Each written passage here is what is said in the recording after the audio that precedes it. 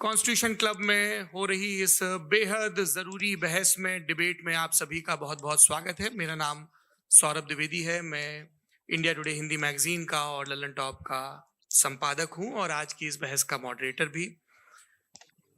इससे पहले कि ये बहस जिसका शीर्षक जिसका टॉपिक है डज गॉड एग्जिस्ट ये शुरू हो दो विद्वानों के बीच जिनके नाम हैं श्री जावेद अख्तर और श्री मुफ्ती शमाइल नदवी जी, मैं कुछ बुनियादी चीजें आप लोगों को बता दूं ताकि ये बहस व्यवस्थित ढंग से चले, वैसे नहीं जैसी बहसों को देखने के हम इन दिनों आदी हो गए हैं। पढ़ी लिखी अकादमिक बहस। इस बहस का प्रारूप कैसा होगा, इसका स्ट्रक्चर कैसा होगा, पहले मैं आपको ये बता देता हूं। सबसे पहले नौजवान विद्वान मुफ्ती शमाइल नदवी जी 10 मिनट अपनी दलीलें आप लोगों के सामने रखेंगे। उसके बाद जावेद अख्तर साहब 10 मिनट अपनी बात रखेंगे। उसके बाद जिसको हम अंग्रेजी में रिबटल कहते हैं, एक जवाबी दौर रहेगा कि आपने जो कहा मैं उससे मुतमईन हूं कि नहीं हूं और हमने जो कहा। इसके बाद बहस का राउंड 2 शुरू होगा। दोनों विद्वानों को फिर से 7-7 मिनट का वक्त मिलेगा और इसके बाद रिबटल राउंड 2 होगा 5-5 मिनट का। इसके बाद एक दूसरे से सवाल जवाब होंगे। इसके लिए हमने लगभग 16 मिनट का वक्त तय किया है। अब ये सवालों की प्रकृति पर निर्भर करता है कि कितने सवाल होंगे, इसीलिए हमने वक्त की पाबंदी रखी है। और इसके बाद आखिरी में 5-5 मिनट का वक्त दोनों विद्वानों को एक बार फिर से दिया जाएगा अपने क्लोजिंग आर्ग्यूमेंट के लिए। और उसके बाद जो इस बहस के लिए सबसे जरूरी चीज है कि आप और हम और इंटरनेट पर देख रहे लाखों करोड़ों लोग, उनके सवाल जवाब होंगे। तो आप लोग जो यहाँ मौजूद हैं, आपके हम कुछ सवाल लेने की कोशिश करेंगे। 30 मिनट का वक्त हमने उसके लिए तय कर रखा है। इस तरह से ये 2 घंटे की बहस पूरी होगी। 2-3 बुनियादी बातें हैं जिनका हमें ध्यान रखना है। किसी भी किस्म की नारेबाजी में हमें शरीक नहीं होना है। ये हल्ला गुल्ला नहीं है, क्योंकि पूरी दुनिया देख रही है, तो एक नजीर कायम करनी है, एक उदाहरण लोगों के सामने रखना है कि पढ़े लिखे लोग इत्तेफाकी और ना इत्तेफाकी रखते हुए भी, एक दूसरे से सहमति और असहमति रखते हुए भी बात कह सकते हैं। यहाँ पर मेरे जेएनयू के प्रोफेसर बैठे हैं, पुरुषोत्तम अग्रवाल जी, जिन्होंने हमें क्लास में सिखाया है कि सहमति का साहस और असहमति का विवेक, और इसका ठीक उलट भी, ये बड़ा जरूरी है। दूसरी बात, ये किसी एक धर्म के बारे में बहस नहीं है। ये बात सबको स्पष्ट होनी चाहिए। किसी धर्म को महान बताने या किसी धर्म को कमतर बताने की ये बहस नहीं है। तो यदि कोई इस उम्मीद से देख रहा है या यहाँ आया है, तो मैं आपको आश्वस्त करना चाहता हूं कि आपको नाउम्मीदी हाथ लगेगी। इस बहस में बहुत ज्यादा धार्मिक प्रतीकों के इस्तेमाल को लेकर भी, ये दोनों लोग जो अभी आपको गंभीर दिख रहे हैं, भले लोग हैं। कल शाम को चाय पर मिले थे, बहुत हंसी मजाक भी इनके बीच हुआ था और गलबैयां डालते हुए एक तस्वीर भी हुई थी। ये इस बात का प्रमाण है कि इंटरनेट पर जो हल्ला मचा हुआ है उसके मुकाबले ये दोनों लोग बहुत। मुफ्ती शमाइल नदवी साहब इस्लामिक विद्वान शिक्षाविद हैं, कोलकाता के वाहियान फाउंडेशन के संस्थापक हैं, लखनऊ की प्रतिष्ठित दारुल उलूम नदवतुल उलमा से ग्रेजुएशन किया है, सोशल मीडिया और सार्वजनिक मंचों पर अध्यापन और बौद्धिक कामों में सक्रिय हैं और इस समय इंटरनेशनल इस्लामिक यूनिवर्सिटी मलेशिया से पीएचडी कर रहे हैं। अच्छी बात यह है कि पढ़ाई के साथ साथ ट्रैवल ब्लॉग भी बनाते हैं। पेट्रोनस टावर के सामने का ब्लॉग हमने देखा। हमारे साथ जावेद अख्तर साहब हैं। जावेद अख्तर साहब कवि हैं, शायर हैं, गद्य भी लिखते हैं, फिल्मों के लिए संवाद लिखे हैं, गीत लिखे हैं। इससे इतर ये वैज्ञानिक सोच को लेकर या अपने डिक्लेयर्ड एथिज्म को लेकर भी मुखर रहते हैं और अपने तहीं रैशनैलिटी की बात करते हैं। देवियों और सज्जनों, डज गॉड एग्जिस्ट? इस सवाल का जवाब सब अपने अपने तहीं खोजने की कोशिश कर रहे हैं। कोई इसको गॉड डैम पार्टिकल की खोज बताता है, कोई गॉड पार्टिकल की खोज बताता है, कोई हिग्स बोसान की खोज बताता है, कोई ये सवाल जवाब तलाशने की कोशिश करता है कि मास एग्जिस्टेंस में आखिर आया कैसे, हुआ क्या था, सृष्टि के पहले, समय के पहले क्या था। और कोई ये कहता है कि ये सारी खोजें जिस मस्तिष्क में हो रही हैं प्रकृति के क्रम में, वो कैसे विकसित हुआ। मैं उम्मीद करता हूं कि हम आज इन बुनियादी सवालों के कुछ जवाब हासिल करने में कामयाब हूं। मैं सबसे पहले मंच पर आमंत्रित कर रहा हूं मुफ्ती शमाइल नदवी साहब को। आइए सर जी।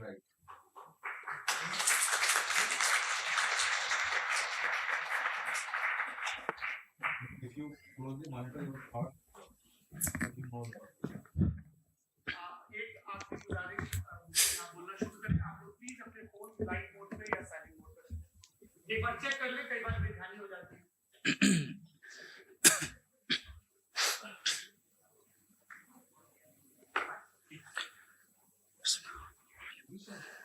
तमाम तारीफें उस क्रिएटर के लिए जिसने इस यूनिवर्स को एक मकसद के तहत पैदा किया है।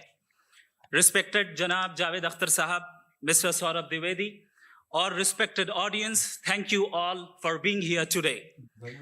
आज की डिबेट में चूंकि हम बात करने वाले हैं डज गॉड एग्जिस्ट के टॉपिक पर, तो ये एक ऐसा टॉपिक है जिसके मुताल्लिक कोई भी डिसीजन लेने के लिए अलग अलग स्टैंडर्ड्स हो सकते हैं। लिहाजा डिबेट के शुरू में ये जरूरी है कि हम ये जान लें कि आज के इस टॉपिक में कौन सा स्टैंडर्ड सही होगा और कौन सा गलत होगा। सबसे पहला स्टैंडर्ड जिसे मैं समझता हूं कि हमारे रिस्पेक्टेड जनाब जावेद अख्तर साहब बड़ी तेजी के साथ उसकी तरफ लपकेंगे, वो है science.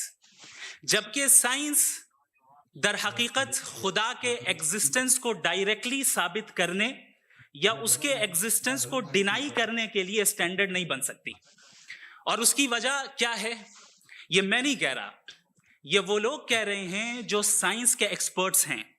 National academy of science कहती है science doesn't have the processes to prove और disprove the existence of God. Why?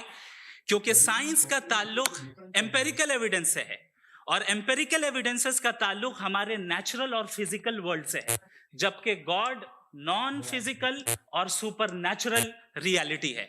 लिहाजा नॉन फिजिकल रियलिटी को आप उस टूल के साथ नहीं चेक कर सकते जिसका काम फिजिकल रियलिटी को तलाश करना है। लिहाजा आज इस डिबेट में गॉड की एग्जिस्टेंस को साबित करने या उसे डिनाई करने में साइंटिफिक एविडेंस को एक्सेप्ट नहीं किया जाएगा। दूसरा स्टैंडर्ड हो सकता है रेविलेशन, कि रेविलेशन के जरिए हम ये साबित करें कि गॉड एग्जिस्ट करता है या नहीं। लेकिन ये स्टैंडर्ड भी आज इररिलेवेंट है। क्यों? क्योंकि रेविलेशन मेरे नजदीक सोर्स ऑफ नॉलेज है, वैलिड सोर्स ऑफ नॉलेज है, लेकिन हमारे जावेद अख्तर साहब के नजदीक ये वैलिड सोर्स ऑफ नॉलेज नहीं है। लिहाजा आज की डिबेट में मैं एक भी एविडेंस किसी भी मजहबी स्क्रिप्चर से नहीं दूंगा ताकि जावेद अख्तर साहब के लिए वो अनएक्सेप्टेबल ना हो। तीसरा जो मेयार हो सकता है वो है ऑब्जर्वेशन, कि भाई कोई कहे कि हमें खुदा दिखाओ, अगर है तो दिखाओ, या ये कि खुदा के एग्जिस्टेंस पर एम्पेरिकल एविडेंस दो। तो ये है दर हकीकत गलत टूल का इस्तेमाल करना। ये ऐसा ही है कि जावेद साहब मुझसे ये मुतालबा करें कि मुफ्ती साहब आप मेटल डिटेक्टर के जरिए प्लास्टिक डिटेक्ट करके दिखाएं। अब चूंकि प्लास्टिक डिटेक्ट नहीं हो पा रही है लिहाजा plastic does not exist. No, you are using the wrong tool. इस टूल से प्लास्टिक को डिटेक्ट नहीं किया जाता। लिहाजा मैं समझता हूं कि गॉड के एग्जिस्टेंस पर एम्पेरिकल एविडेंस का मुतालबा करना एक बचकाना मुतालबा है और हमारे रिस्पेक्टेड जनाब जावेद अख्तर साहब इस स्टेज से अब बहुत आगे निकल चुके हैं। अब बचता है एक ही स्टैंडर्ड और वो स्टैंडर्ड है अक्ल, लॉजिक, रीजनिंग।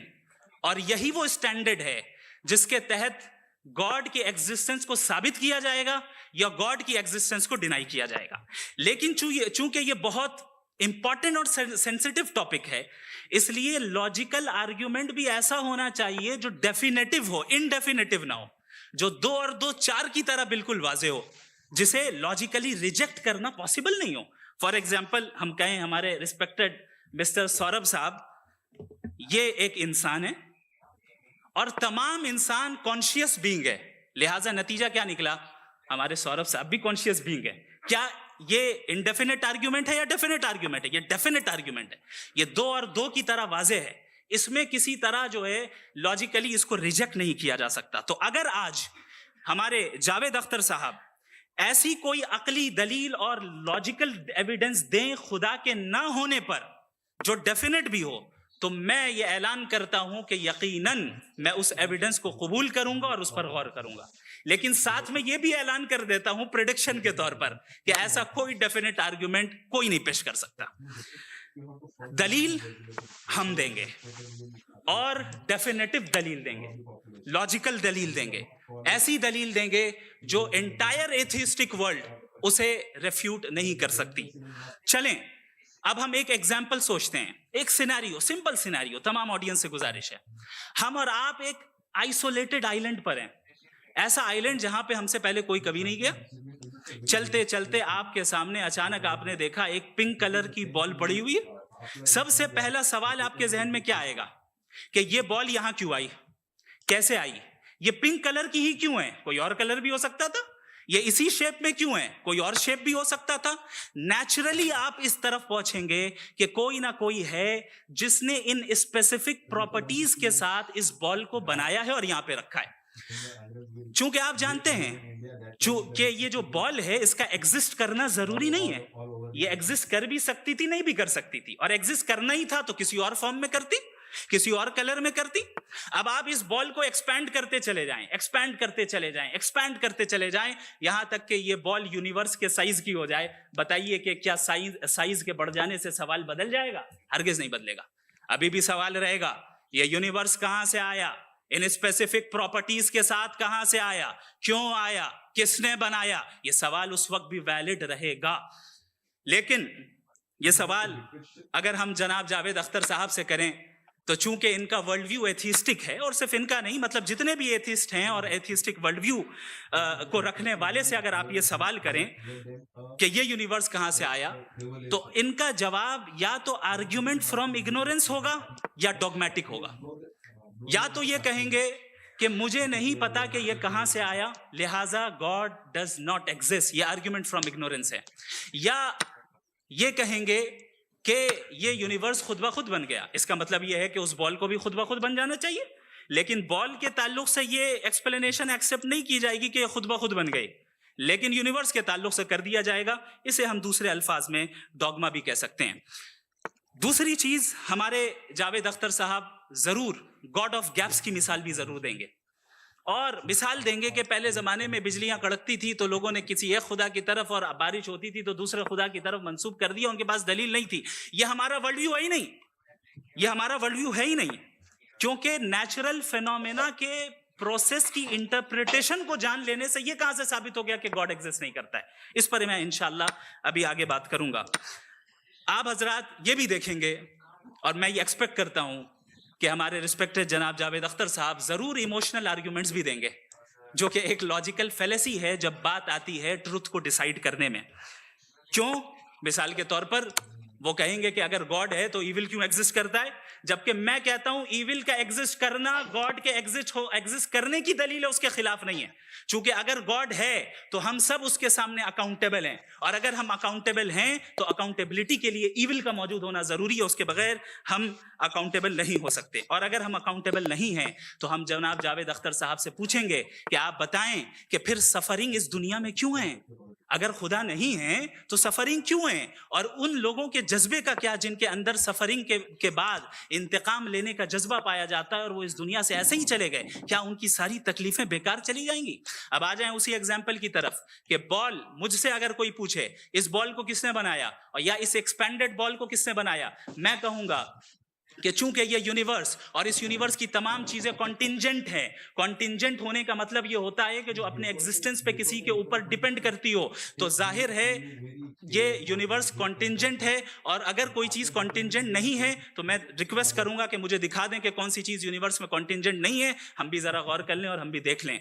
और जब कॉन्टिंजेंट चीजें मौजूद हैं तो फिलोसोफर्स की इस्तिलाह के मुताबिक, हम उस टर्मिनोलॉजी के मुताबिक हम उस जगह तक पहुंचते हैं और उस हस्ती तक पहुंचते हैं जिसे नेसेसरी बीइंग कहा जाता है, कि ये वो नेसेसरी बीइंग है जिसका मौजूद ना होना नामुमकिन हो। क्योंकि अगर ये मौजूद ना हो तो सारी चीजें एग्जिस्टेंस में आएंगी ही नहीं, और ये सारी कॉन्टिंजेंट चीजें उसी के ऊपर डिपेंड करती हैं।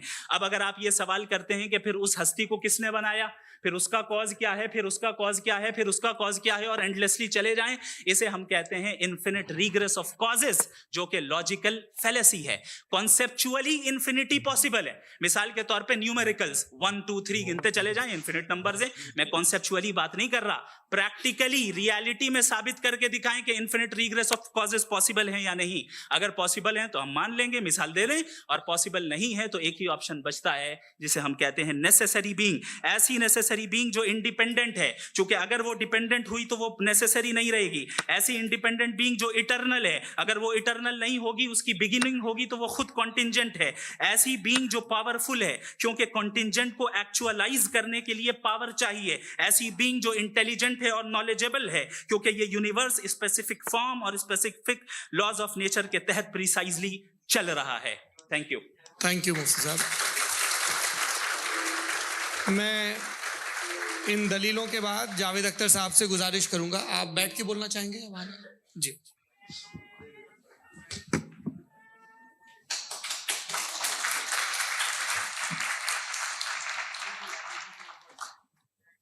पहले तो मैं मुफ्ती साहब को एक अच्छी खबर देना चाहूँगा कि मेरी नॉलेज साइंस के बारे में बड़ी मामूली है, तो आप फिक्र ना करें उसकी, लेकिन कुछ कॉमन सेंस है मुझ में। देखिए, ये खुदा का तस्वुर कोई नया तस्वुर नहीं है, ये सदियों से रहा है। ये कुछ रिलीजन 3000 साल पुराने होंगे, 4000 साल पुराने होंगे, लेकिन इंसान कोई 10,000 12,000 साल से एग्जिस्ट करता है होमोसेपियन की शक्ल में, और हमेशा कुछ ना कुछ मजहब रहे।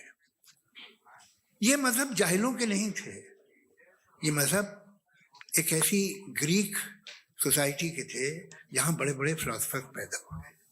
ये मजहब इजिप्शियंस के थे जिन्होंने पिरामिड्स बनाए थे। ये रोमन्स के थे कि जिनका आर्किटेक्चर और सेनेट यानी पहली बुनियाद डेमोक्रेसी की, लिमिटेड थी मगर डेमोक्रेसी थी, ये उन लोगों ने किए थे। तो इनका जो जुपिटर था, रा था, ज़्यूस था, उन्हें उस पर इतना ही एतमाद था जितना आज किसी मजहबी आदमी को अपने खुदा पे होगा।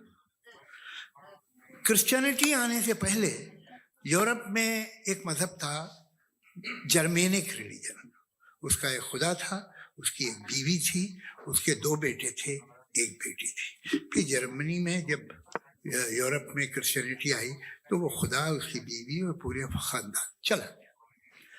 तो अगर हम हिस्ट्री देखें तो खुदा जो है वो ज़्यादातर फ़ानी है, वो हमेशा रहे नहीं।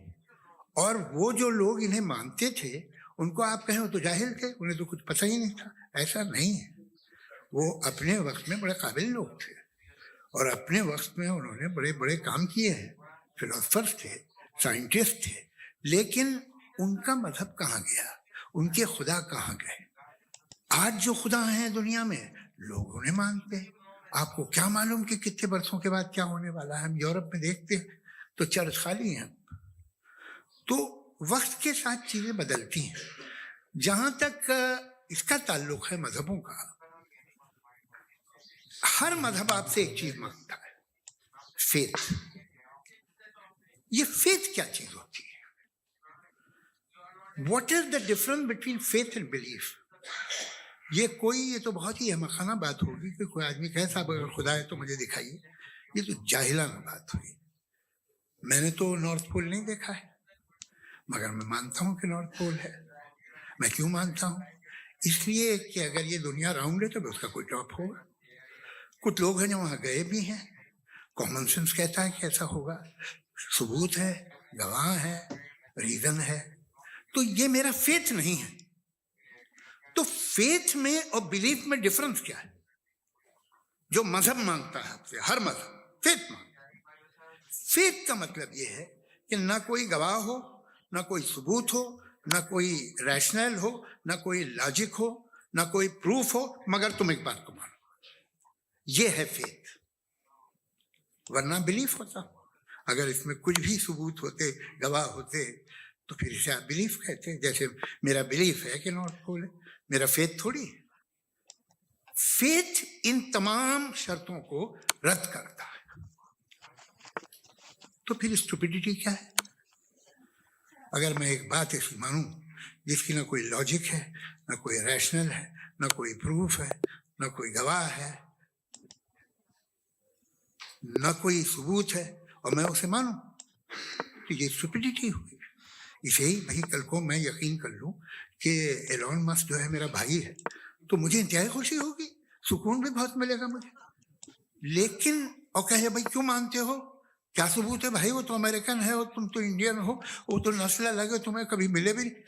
साहब देखिए मेरा फेथ है, इस पे बात न किया। फेथ का मतलब ही यह है कि आप प्रूव नहीं कर सकते। अगर आप प्रूव कर सकते हो तो फेथ की जरूरत ही नहीं, फिर तो आप बात करेंगे, आप कितनी बहस कर लीजिए।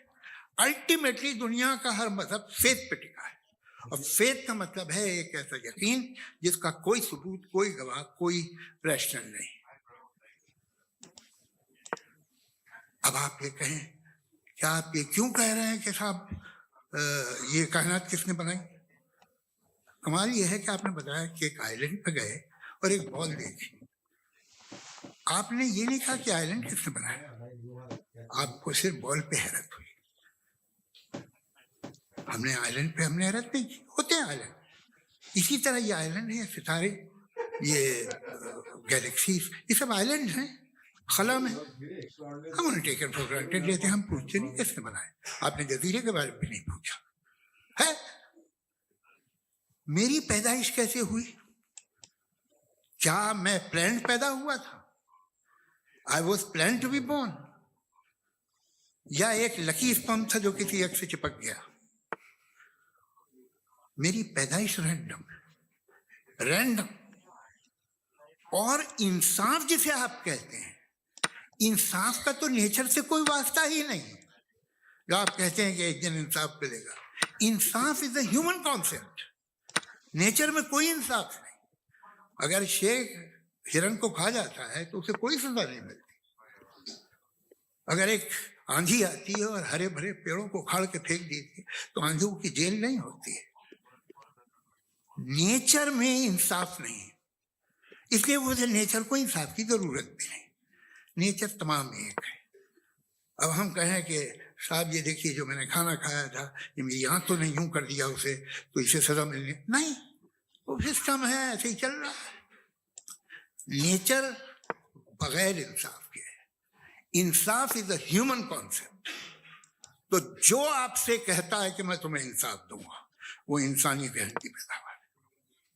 ये नेचुरल है ही नहीं, ये आसमानी है ही नहीं। नेचर का तसव्वुर, इंसाफ का तसव्वुर। भाई आप साथ मिलते हैं, अब आप लेफ्ट हैंड ड्राइव करते हैं, ये क्या है? तमाम सच, तमाम नेकी, तमाम शराफत लेफ्ट हैंड ड्राइव है। वरना क्या होगा, या तो आप क्रॉस कर देंगे, आपका एक्सीडेंट हो जाएगा, या किसी को मार देंगे, या ट्रैफिक जैम हो जाएगा।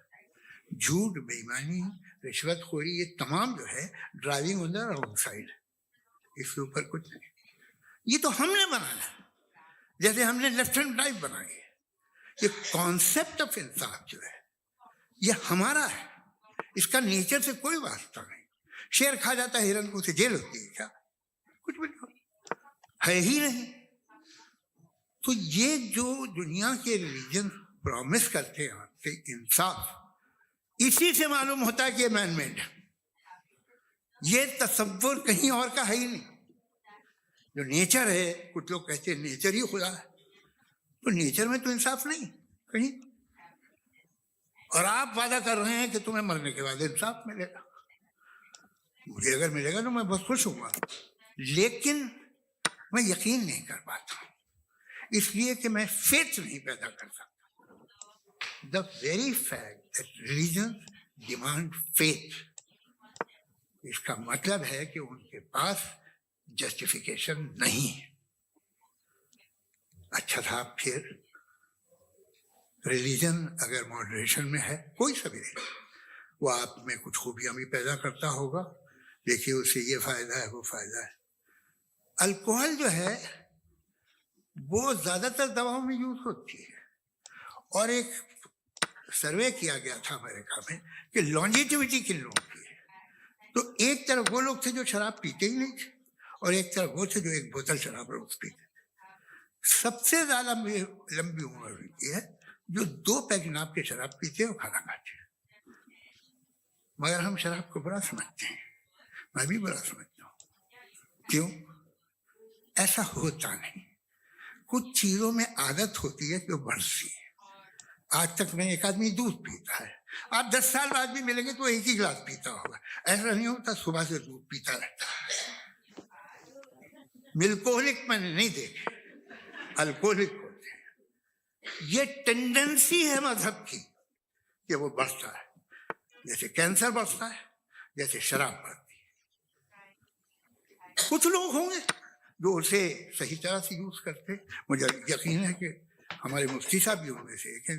बहुत खुशी हुई मुझे इनसे मिलकर। लेकिन कितने लोग हैं कि आज आप देखते हैं दुनिया में जो तबाहियां हैं, इनमें कितना हाथ है उन लोगों का जो बिलीवर कहते था मजहब ये नहीं कहता, ना कहता होगा, मगर जब ये मजहब पीते हैं तो ऐसे बिहेव करते हैं। थोड़ा सा अगर हो तो शायद बहुत अच्छी बात, लेकिन शराब थोड़ी सी नहीं रहती, उसमें टेंडेंसी है पहले। थोड़ा सा अगर 2-3 कैंसर के सेल हो ना बॉडी में तो आदमी स्लिम रहेगा, लेकिन वो 2-3 सेल नहीं रहते, वो मल्टीप्लाई होते हैं।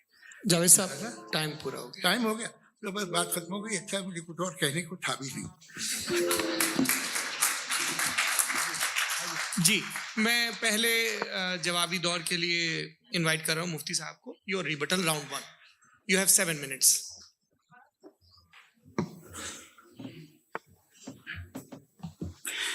Thank you very much Javed साहब। आपकी बात को सुनकर बड़े महजूज हुए हम लोग। महजूज, डू यू अंडरस्टैंड?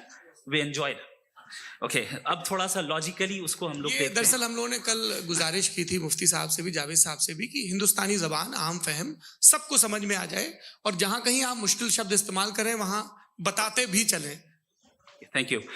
तो सबसे पहले हमारे रिस्पेक्टेड जावेद साहब ने हवाला दिया कि खुदा फानी है। कितने मजहब आगे चले गए, किसी ने जुपिटर को खुदा माना, किसी ने किसी को माना। मैं कहता हूं जिसने कॉन्टिंजेंट चीज को खुदा माना, गलत माना, वो खुदा ही नहीं, वो खुदा ही नहीं है। हम तो नेसेसरी बीन को साबित करने बैठे हैं, वो नेसेसरी कॉज जो इटरनल है, जो अबदी भी है और अजली भी है। हम किसी और को साबित करने नहीं बैठे। दूसरी चीज, उन्होंने कहा कि फेथ एंड बिलीफ ये एक ऐसी डेफिनेशन है फेथ की जो इन्होंने पहली मर्तबा पेश की है, या माफ कीजिएगा, इन्होंने पहली मर्तबा पेश नहीं की है, रिचर्ड डॉकिंस ने पहली मर्तबा पेश की है। जो फेथ ऐसा हो जिसके पीछे कोई लॉजिक ना हो, एविडेंस ना हो, हम नहीं मानते। हम तो उस फेथ के कायल हैं जिसके पीछे लॉजिक हो और एविडेंस हो। तो बिलीफ सही भी होता है, गलत भी होता है, फेथ भी सही होता है और गलत भी होता है। तो आज फेथ और बिलीफ के डिफरेंस पे बात नहीं हो रही। आज आप चाहे फेथ एक्सेप्ट कर लें या बिलीफ एक्सेप्ट कर लें, आज ये बात होगी कि ट्रूथ क्या है, चाहे ट्रू बिलीफ सही है या ट्रू फेथ सही है, और फॉल्स फेथ क्या है और फॉल्स बिलीफ क्या है, बात इस पे हो रही। दूसरी चीज इन्होंने पूछा, स्टुपिडिटी फिर क्या है? अगर फेथ रिलीजन स्टुपिडिटी नहीं है तो और क्या है? चूंकि फेथ का मुतालबा करते हैं तो स्टुपिडिटी क्या है? मैं कहता हूं स्टुपिडिटी एथिज्म है। उसकी वजह यह है कि आप एक सड़क पे जा रहे हो और आप किसी गार्डन में जाएं और देखें वहां लिखा है फूलों के साथ I love Javed Akhtar, and I really do, I love you sir. So जब आप वहां पर पहुंचे तो वहां पहुंचकर अब ये बताएं, क्या आप ये कहेंगे wow what a natural selection? ये क्या नेचुरल सिलेक्शन है? नहीं, ये प्रिसाइजली डिजाइंड है, इसके पीछे डिजाइनर है। लिहाजा अगर कोई एक ऐसी कॉमन सेंस की बात को कबूल नहीं कर रहा है कि यूनिवर्स जो इतने प्रिसाइजली काम कर रहा है, हम कह दें कि खुद ब खुद बन गई, मैं समझता हूं इससे बड़ी स्टुपिडिटी और कुछ नहीं है। ये इरैशनल चीज है। फिर हमारे सर ने कहा कि आपने बॉल पे फोकस किया, आइलैंड पे फोकस नहीं किया। अरे आइलैंड को किसने बनाया यही समझाने के लिए तो बॉल की मिसाल दे रहा हूं। और बॉल भी कॉन्टिंजेंट है, आइलैंड भी कॉन्टिंजेंट है, दोनों नेसेसरी बीइंग का मुतालबा करते हैं। आगे इन्होंने कहा कि नेचर में कोई इंसाफ नहीं है, हम डिसाइड करते हैं कि मोरालिटी क्या होती है, इंसाफ क्या होता है, हम डिसाइड करते हैं। जैसे ड्राइविंग सीट में ट्रैफिक वाला, ये तो किसी खुदा ने नहीं कहा, ये है, इसे कहते हैं फॉल्स इक्विवेलेंस। ये एक लॉजिकल फेलेसी है। आपने जो है मिसाल दी ड्राइविंग की और ट्रैफिक की, ये सब्जेक्टिव मोरालिटी है। आप सब्जेक्टिव मोरालिटी को मिसाल बनाकर ऑब्जेक्टिव मोरालिटी के ऊपर नहीं थोप सकते। इंसाफ की ऑब्जेक्टिव मोरालिटी है। अगर आप ये कहते हैं कि नेचर में इंसाफ नहीं है तो इंसाफ का न होना ये नेचुरल हुआ, तो फिर नेचर को नेचर रहने दे, क्यों हम इतना स्ट्राइव कर रहे हैं दुनिया में इंसाफ लाने के लिए? ये तो इलॉजिकल बात है, इरैशनल बात है। इसलिए बहुत सी चीजें ऐसी हैं जो ऑब्जेक्टिवली जो है इविल या गुड हैं, और बहुत सी चीजें ऐसी हैं जो सब्जेक्टिवली हैं। सब्जेक्टिवली जो मोरल होता है या इमोरल होता है उसको हम सोशल कंसेंसस से या पर्सनल प्रेफरेंस से डिसाइड करते हैं, लेकिन जो ऑब्जेक्टिव मोरालिटी है जिसमें इंसाफ आया, जो इन्होंने बार बार रिपीट किया, ये ऑब्जेक्टिव है, सब्जेक्टिव नहीं है। अगर आप कहते हैं ये सब्जेक्टिव है तो मेरा सवाल आपसे ये है, क्या सोशल कंसेंसस के जरिए अगर जुल्म को सही करार दे दिया जाएगा तो आप जुल्म को जस्टिफाई करेंगे? दूसरी चीज, इन्होंने ये कहा कि 2 पैक शराब पी लें तो वो उतने पे नहीं रहता, बढ़ जाता है।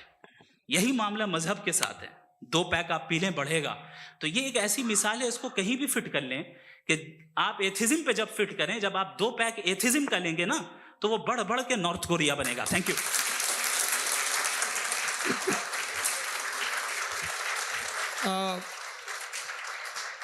फर्स्ट राउंड के रिबटल के लिए मैं जावेद साहब को इनवाइट कर रहा हूं। आपके पास 7 मिनट का वक्त है, रीसेट कर दीजिएगा प्लीज। मुझे इस बात की खुशी है कि मुफ्ती साहब ने भी मान लिया कि नेचर में कोई इंसाफ नहीं है। तो कोई भी चीज़ जो इंसान ने नहीं बनाई है उसमें इंसाफ नहीं होता है। एक बात मैं आपसे अर्ज करूँ, जरा पता लगा लीजिएगा, ये जो आप बाग में जाते हैं बेहद खूबसूरत फूल देखते हैं ना, इनमें से कोई नेचुरल नहीं है। ये सारे फूल क्रॉस करके बनाए गए हैं। जो जंगल में फूल होते हैं निहायत मामूली होते हैं, ये फूल इंसानों ने बनाए हैं।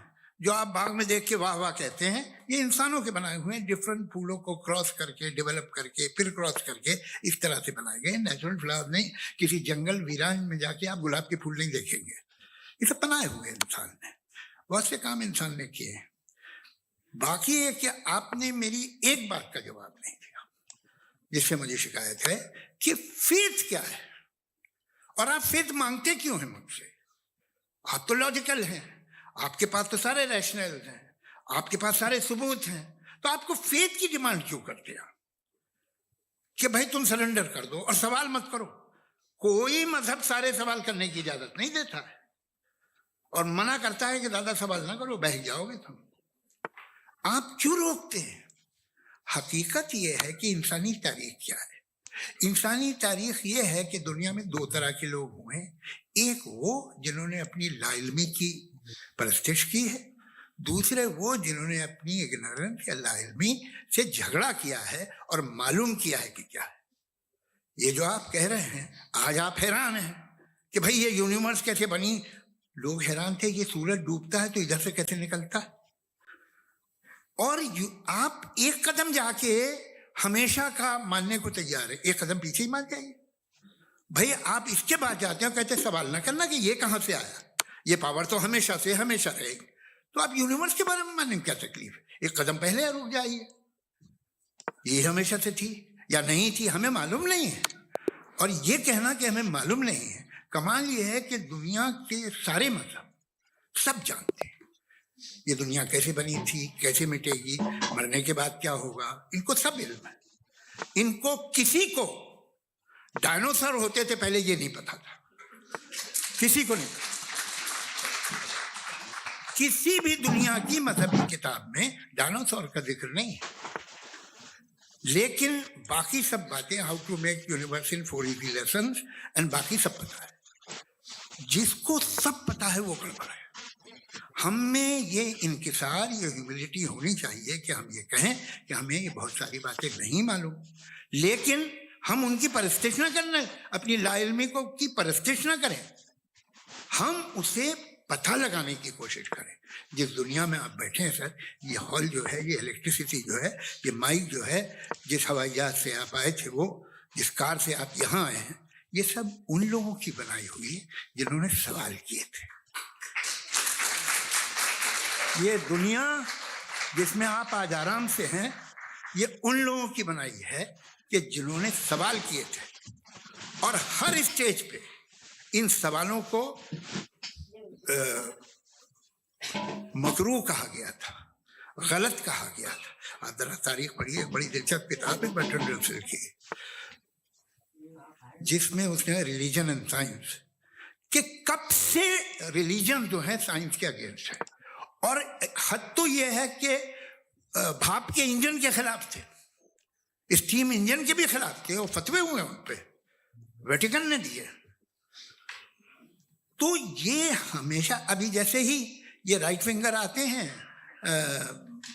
अमेरिका में पावर में, तो वो जो अपना ये क्या बोलते हैं उसे, सीड क्या वर्ड है, सीड क्या जो, हाँ नहीं सीड जो होते हैं जिसपे जी नहीं भाई, वो जो ह्यूमन बॉडी के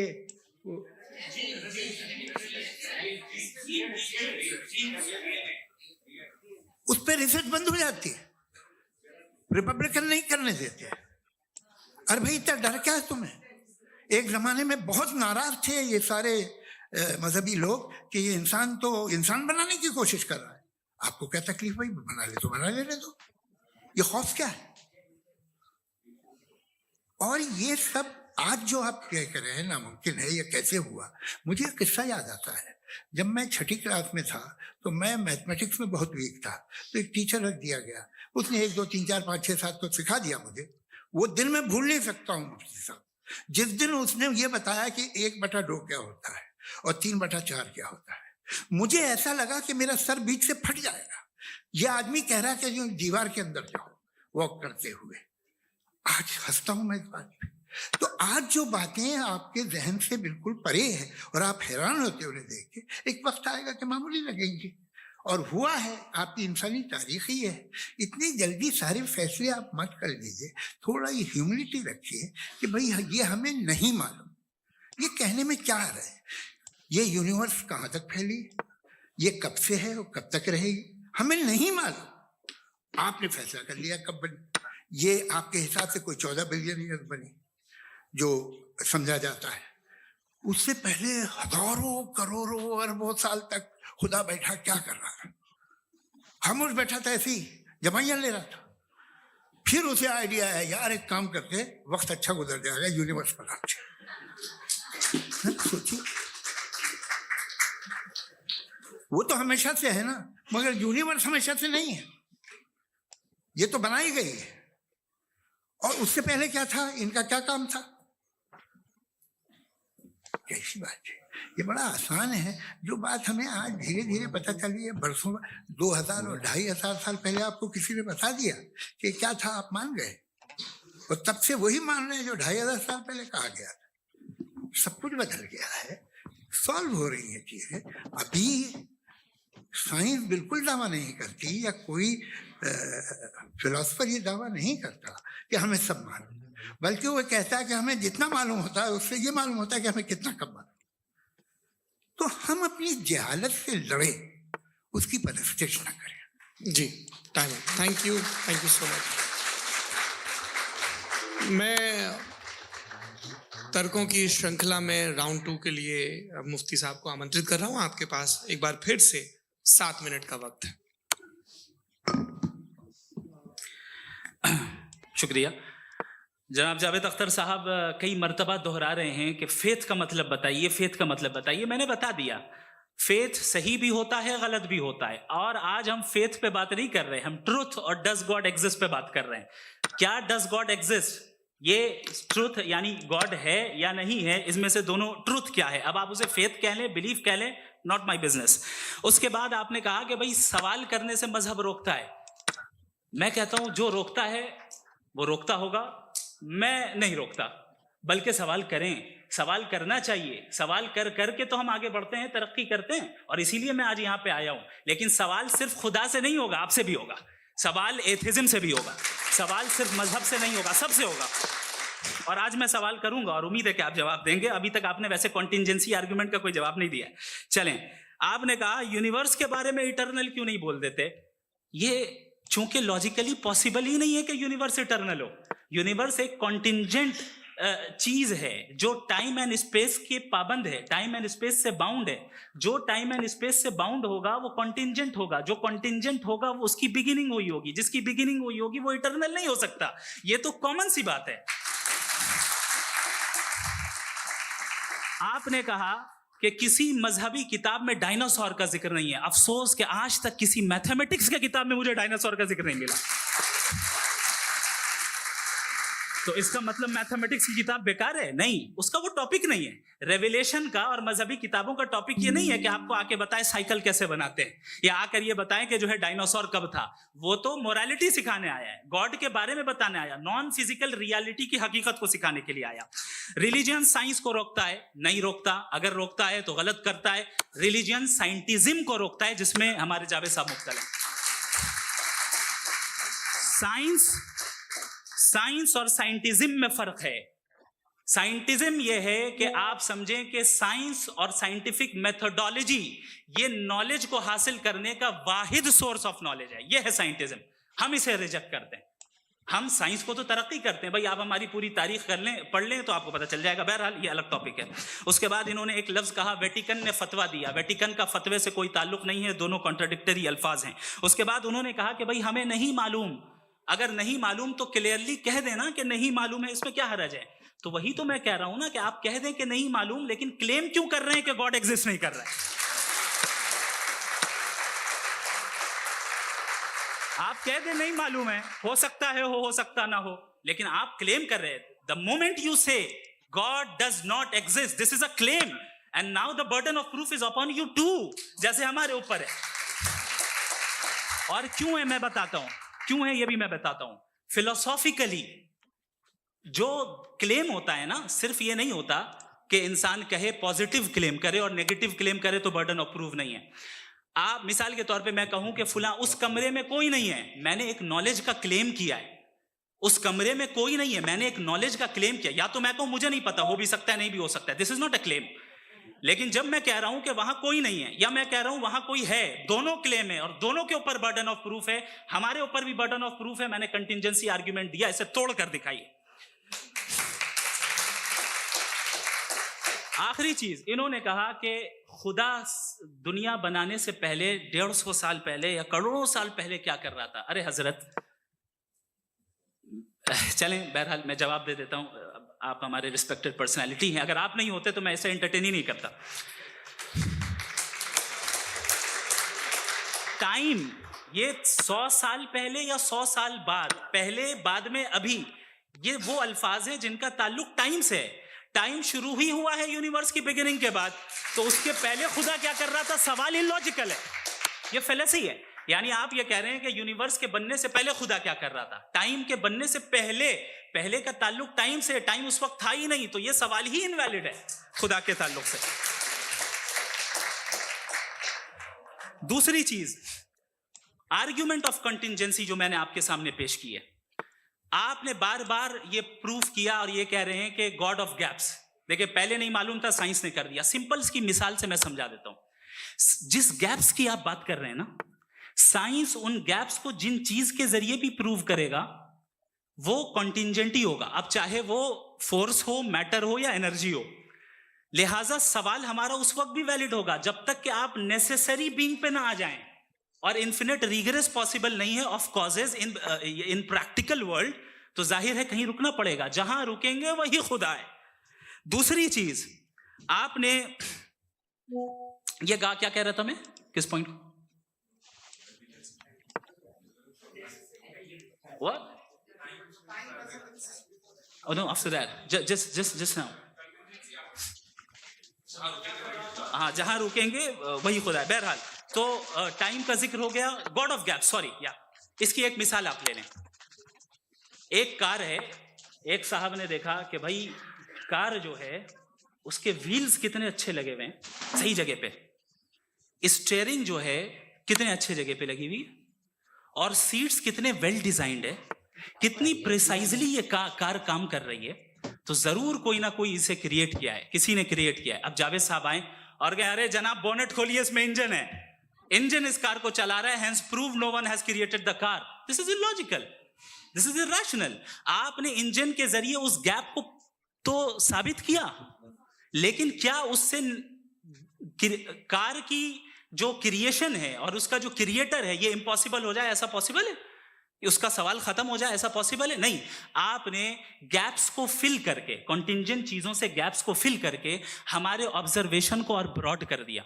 अब हमें और पता चल गया कि ये जो कार है इसका सिस्टम कितना ज्यादा कॉम्प्लेक्स है। पहले कम समझते थे, अब कॉम्प्लेक्सिटी और ज्यादा वाजे हो गई। अब हमें समझ में आ रहा है कि हमारी सर्टेनिटी और बढ़ गई कि जरूर इस कार को किसी ना किसी ने बनाया। यही मामला यूनिवर्स का है। साइंस हमेशा फिजिकल वर्ल्ड की चीजों को ही फिल करती जाएगी और फिजिकल चीजों से ही करती जाएगी, क्योंकि एम्पिरिकल एविडेंस का ताल्लुक फिजिकल वर्ल्ड से है। आप साइंस के जरिए मेटाफिजिकल रियलिटी को कभी साबित नहीं कर सकते। ये रॉन्ग टूल का इस्तेमाल करना है। ये वही काम है कि आप मेटल डिटेक्टर से प्लास्टिक डिटेक्टर करने चलें, जो कि जाहिर है सही नहीं है। Thank you.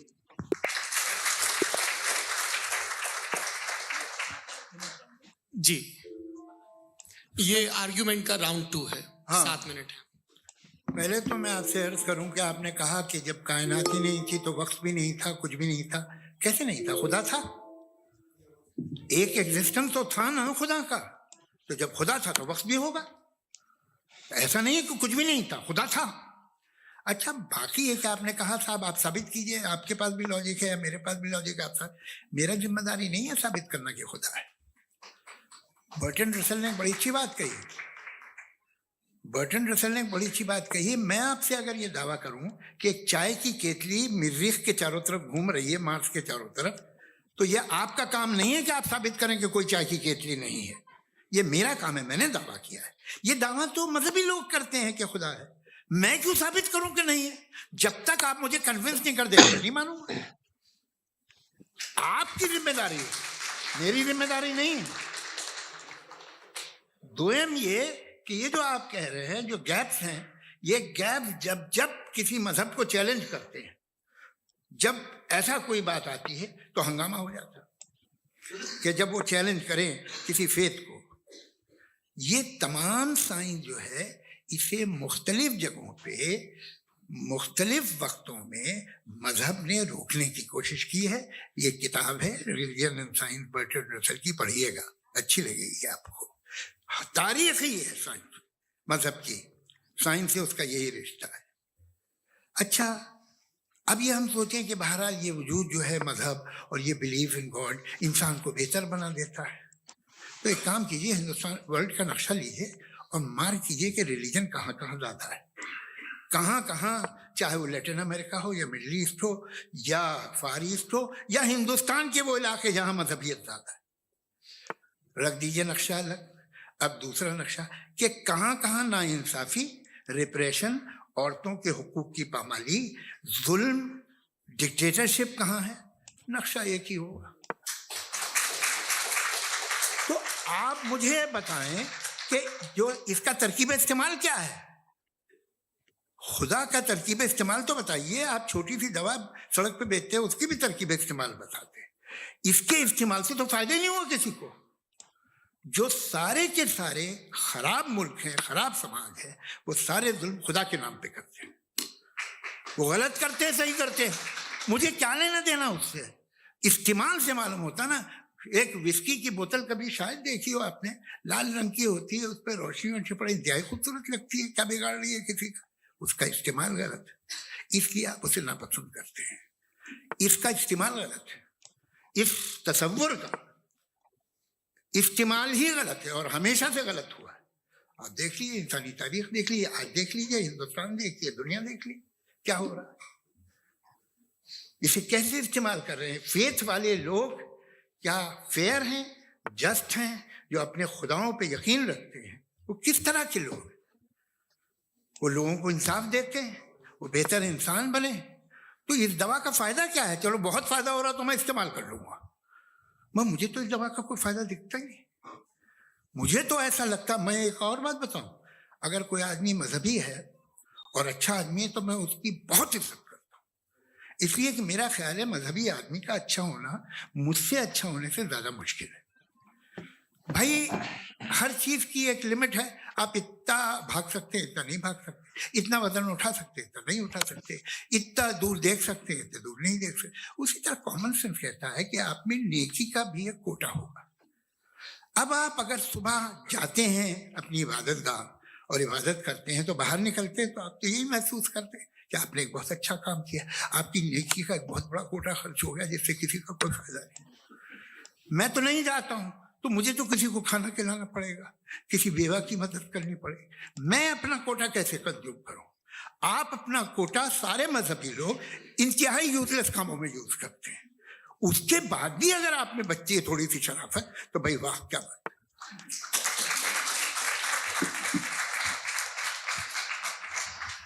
एक तो मुझे ये बात बहुत अच्छी लग रही है कि दोनों ही विद्वान समय को मानते हैं और बहुत समय से अपनी दलीलें और बाज दफा समय से पहले अपनी तकरीरें पूरी करके अपनी अपनी कुर्सी पर बैठ रहे हैं। ये इस आर्ग्यूमेंट का राउंड 2 पूरा हुआ। अब रिबटल का राउंड 2 है और उसके बाद क्रॉस एग्जामिनेशन होगा। नहीं, आपका आर्ग्यूमेंट हो गया सर। हमारे यहाँ स्कूल के सिलेबस में पंच परमेश्वर कहानी पढ़ाई जाती है, प्रेमचंद जी की लिखी हुई। आप निश्चिंत रहिए, आपके कोई राउंड में मिस नहीं होने दूंगा। रिबटल का राउंड 2 मुफ्ती शमाइल नदवी साहब।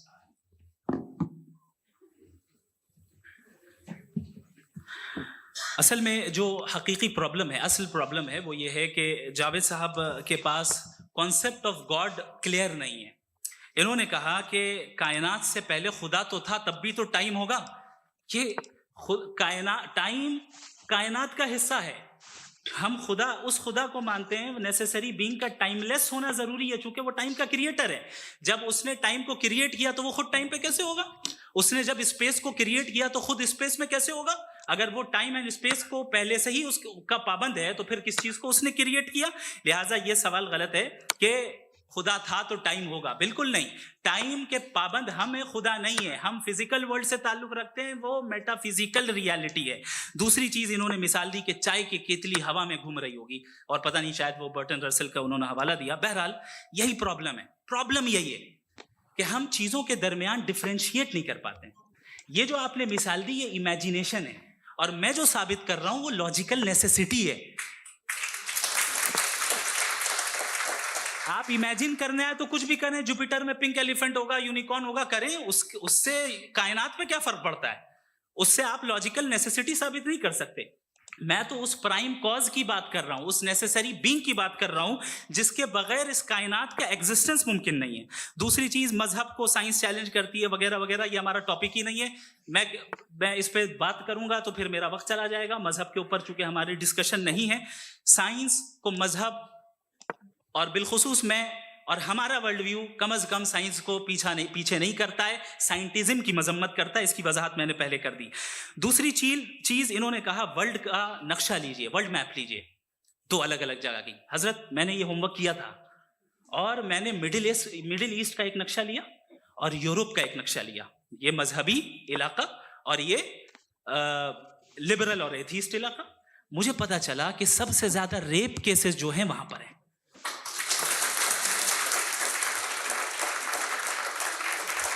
मुझे ये पता चला यूएन की रिपोर्ट के मुताबिक, मैं ये अपने घर से नहीं लेके आ रहा, कि जो वर्किंग वुमेन है यूरोपियन कंट्रीज में, उसमें 81% वुमेन सेक्सुअल हैरेसमेंट का वर्क में शुमार हो रही है। ये मिडिल ईस्ट में नहीं हो रहा है, वो मजहबी लोग हैं इसलिए नहीं हो रहा है। दूसरी चीज, आपने ये कहा कि मजहबी आदमी का अच्छा होना हमारे अच्छे होने से बहुत मुश्किल है, बहुत मुश्किल है। तो इसका मतलब यह है कि गॉड के अलावा आपके पास अच्छे और बुरे का कोई स्टैंडर्ड है। मैं चाहूंगा कि कन्वर्सेशनल स्टाइल वाले डिस्कशन और सेगमेंट पे इसी पे बात कर लेते हैं। Thank you very much.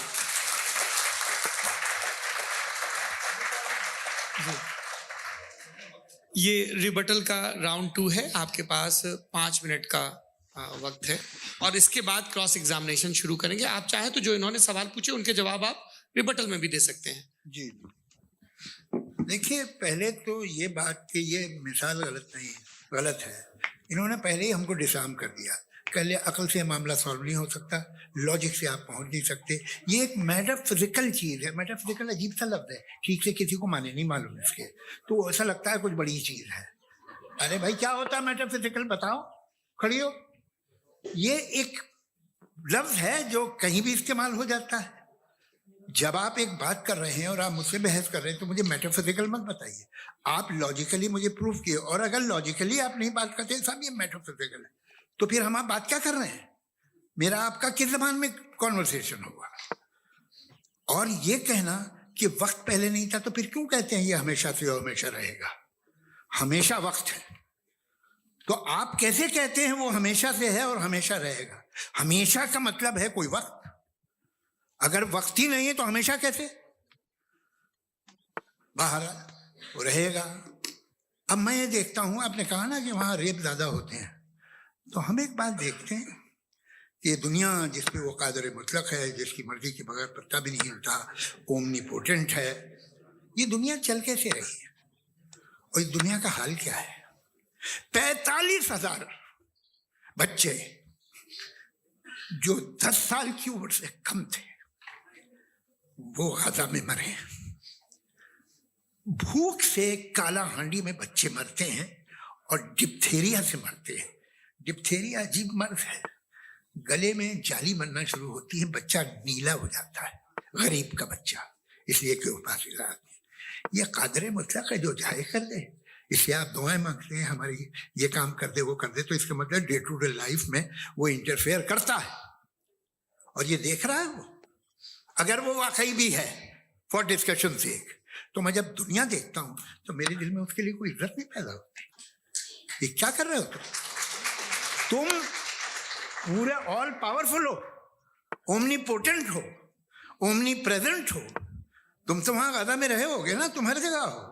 तुम देख रहे थे कि बच्चे की कैसे धज्जियां उड़ रही, तुम देख रहे थे और तुम चाहते हो मैं तुम्हारी परस्तिश करूंगा, तुम हो भी। अरे यार, इससे अच्छे तो हमारे चीफ प्राइम मिनिस्टर हैं, कुछ तो ख्याल करते हैं। कमाल है, आप किसकी इबादत कर रहे हैं? अगर वो है भी, ये दुनिया नाइंसाफी से, जुल्म से, जबर से, तशद्दुद से भरी हुई है। और आप ये मत कहिएगा कि वो देख रहा है और वो बताएगा एक दिन। अगर वो देख रहा है और इंटरफेयर नहीं करता तो आप दुआ क्यों मांगते?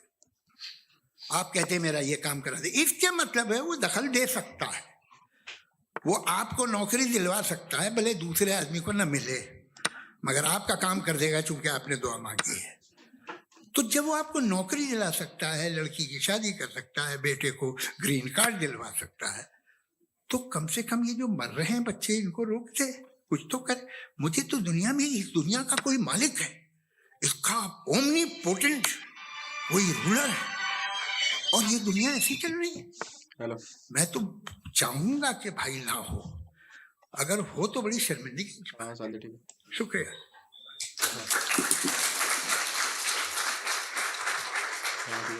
देवियों और सज्जनों, इस बहस के 2 राउंड और 2 रिबटल पूरे हो चुके हैं।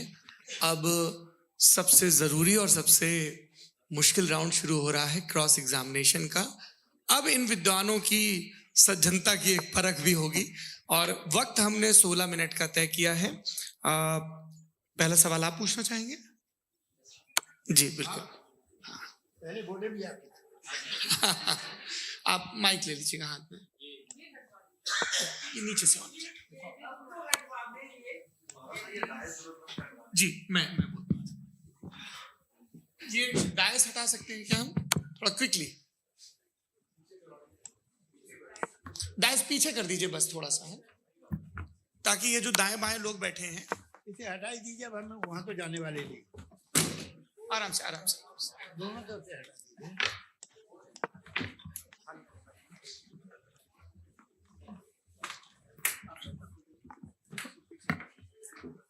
इस बीच आप लोग भी अपने अपने सवाल तैयार कर लें। ये ध्यान रखेंगे कि मैं यहाँ से सवाल लूंगा, आप लोगों को अपना हाथ ऊपर करना है, अपना नाम बताना है और अधिकतम 3 वाक्यों में अपना सवाल पूरा करना है। कई लोग सवाल की जगह भाषण देने लगते हैं, उससे आज बचना है। जी मुफ्ती साहब, पहला सवाल आपका, 16 मिनट है, हम दोनों लोगों के सवाल लेंगे। जी जी बहुत शुक्रिया। आपकी जो अभी बात हुई बहुत अहम थी, मैं इसको चाहूँगा कि आगे डिस्कस करूँ, लेकिन चूंकि अभी ये वो सेगमेंट है क्रॉस एग्जामिनेशन, तो सबसे पहला सवाल आपसे ये है कि जो मैं इतनी देर से कॉन्टिंजेंसी आर्ग्यूमेंट आपको बता रहा था, ये अकल से ही बता रहा था हजरत। आप ये बताएं कि आप इन्फिनिट रिग्रेस ऑफ कॉजेस को पॉसिबल मानते हैं या नेसेसरी बीइंग के एग्जिस्टेंस को सही समझते हैं, चूंकि 2 ही ऑप्शन हो सकता है। आप ये बताएं। देखिए, आपको मैं ईमानदारी से बात करूं, एक तो मैं कॉन्टिजेंसी वर्ड ठीक से समझता नहीं, और इस वक्त भी जो आपने अंग्रेजी के अल्फाज इस्तेमाल किए वो जरा थोड़े से मुझे डिफिकल्ट और कॉम्प्लिकेटेड लगे, तो आप जरा सिंपल जबान में सवाल कर सकते हैं? बिल्कुल कर सकता हूँ। जी। यूनिवर्स की हर चीज कॉन्टिंजेंट होने का मतलब ये है कि वो अपने एग्जिस्टेंस में किसी के ऊपर डिपेंडेंट है। जो भी चीज डिपेंडेंट होगी वो चीज इंडिपेंडेंट नहीं हो सकती, तो उसका कोई ना कोई कॉज होगा। तो अब आप क्या समझते हैं कि ये इन्फिनिट रीग्रेस है, यानी कॉज पर कॉज, कॉज पर कॉज, कॉज पर कॉज, और कभी कोई यानी ये एंडलेसली चलता रहा? क्योंकि अगर ऐसा होगा तो हम तो एग्जिस्टेंस में आते ही नहीं। लॉजिकली ये मुत्तफक अलैह चीज है, मुत्तफक अलैह अग्रीड अपॉन। Okay, sorry. इस पे हमने एग्री किया था कि मुश्किल शब्द आएगा तो अर्थ बताना पड़ेगा। तो इन्फिनिट रीग्रेस तो पॉसिबल नहीं है, तो कहीं ना कहीं आपको रुकना पड़ेगा ऐसे नेसेसरी थिंग पर। नहीं, कोई जरूरत नहीं रुकने की। किसने कहा आप रुकना पड़ेगा? आप रुकते हैं खुदा पे, आप नहीं रुकते। आप कहते हैं वो हमेशा से, जब उस वक्त से है जब वक्त नहीं था। आप कहाँ रुकते हैं कि अब हुआ था वो? आप नहीं कहते। हम क्यों नहीं मान सकते कि यूनिवर्स जो है और बल्कि मल्टीवर्सेस जो है वो हमेशा से हैं, वो बनती है, बिगड़ती है। एक हमारे यहाँ एक चीज है ब्लैक होल, वो समेट लेता है वापस, फिर ब्लास्ट होता है, फिर फैल जाता है। और इसमें हमारी तो खैर कोई औकात ही नहीं है इंसान की। एक छोटे से जर्रे पे हम 50-60 साल की उम्र रखते हैं, जो करोड़ों अरबों साल की कायनात है उसमें, और पैदा भी निहायत ही बेहुदा वजह से हुए थे। तो इसमें है ये सोचना कि इसकी वजूहात और ये क्यों है, ये डिपेंडेंट है, ये हम देख रहे हैं। क्या मालूम, आप सोचिए कि ये जो फैल रही है कायनात, ये कहाँ फैल रही है, ये कहाँ जा रही है, और ये फैल क्यों रही है? अरे बना ली थी तुमने, रुको भैया, काफी है। ये फैल क्यों रही है? ये और कौन सी कायनात जिसे मैं दूरबीन से देखता हूं तो 2 बिलियन लाइट ईयर पे है, उससे मेरा कोई वास्ता ही नहीं है। 2 बिलियन ईयर यानी अगर मैं 80,000 माइल्स पर सेकेंड से चलूं तो 20 करोड़ साल में वहां पहुंच जाऊंगा। इसकी जरूरत क्या थी? ये दुनिया, ये कायनात तो इंसान अशरफुल मखलूकात के लिए बनाई गई ना। तो ये सब ये टर्म समझ में नहीं आया, इसमें कोई खास समझने वाली बात थी भी नहीं। ये जो अल्टीमेट कहा यह जाता है कि ये जो पूरी यूनिवर्स है, ये जो दुनिया है, ये इंसान के लिए बनाई गई। अच्छा, ये सब इंसान के लिए। क्यों साहब, सही है ना? बिल्कुल, लेकिन इसका ये मतलब नहीं कि किसी चीज के पीछे रीजन आपको नहीं पता तो रीजन नहीं है, इसे कहते हैं नहीं, मुझे नहीं पता, लेकिन मेरी जिम्मेदारी नहीं। वो बिल्कुल सही कहा था उसने, बर्टन रसल ने। आपने उसे मजाक में टाल दिया कि भाई आप एक दावा कर रहे हैं, मैं क्यों कहूं कि ये गलत है दावा? आप प्रूफ कीजिए, मेरे पे जिम्मेदारी ही नहीं है, मैंने थोड़ी कहा है। आप प्रूफ कीजिए कि ये सही है। आप आर्ग्यूमेंट ऑफ कंटिजेंसी का जवाब ही नहीं दे रहे हैं। पूछना चाहेंगे? आप सवाल पूछना चाहेंगे मुफ्ती साहब से? क्योंकि ये क्रॉस एग्जामिनेशन का दौर है। आप जैसे पहले बोल रहे थे फेथ को लेके कुछ, मैं ये पूछना चाहूंगा कि खुदा ने जो भी रेवलेशन किए हैं एक मजहब के लिए बहुत से मजहबों में किए हैं, अलग अलग